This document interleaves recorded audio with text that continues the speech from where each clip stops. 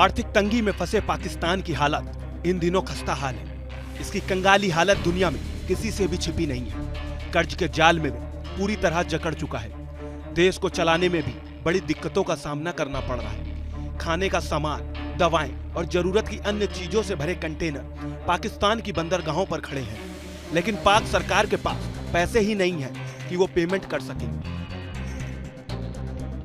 पहले से कर्ज में कंठ तक डूबा हुआ पाकिस्तान मदद की उम्मीद में आईएमएफ यानी अंतर्राष्ट्रीय मुद्रा कोष की ओर मुंह बहाए खड़ा है, लेकिन आईएमएफ भी पाकिस्तान को कर्ज देने में नानुकुर कर रहा है। कर्ज के लिए आईएमएफ ने कई शर्तें पाकिस्तान पर लाद दी हैं, जिसे स्वीकार करना पाकिस्तान के लिए आर्थिक रूप से बहुत मुश्किल भरा होगा। लेकिन पाक के पास कोई चारा भी नहीं है। कर्ज के बिना एक एक दिन देश चलाना मुश्किल होगा,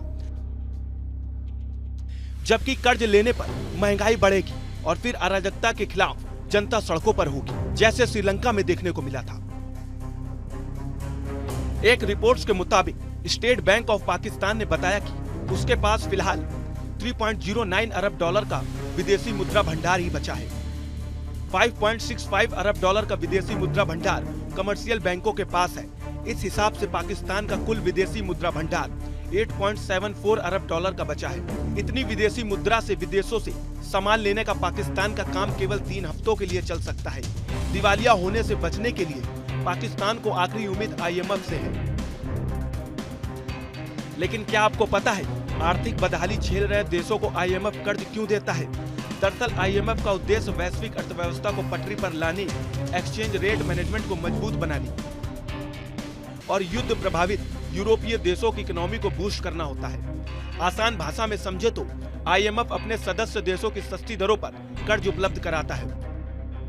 बेहद गरीब कैटेगरी वाले देशों को यह मुफ्त में कर्ज मुहैया कराता है। उद्देश्य यही होता है संबंधित देश आर्थिक संकट से उबर जाए, क्योंकि वैश्विक अर्थव्यवस्था में सभी देशों की इकोनॉमी गिनी जाती है।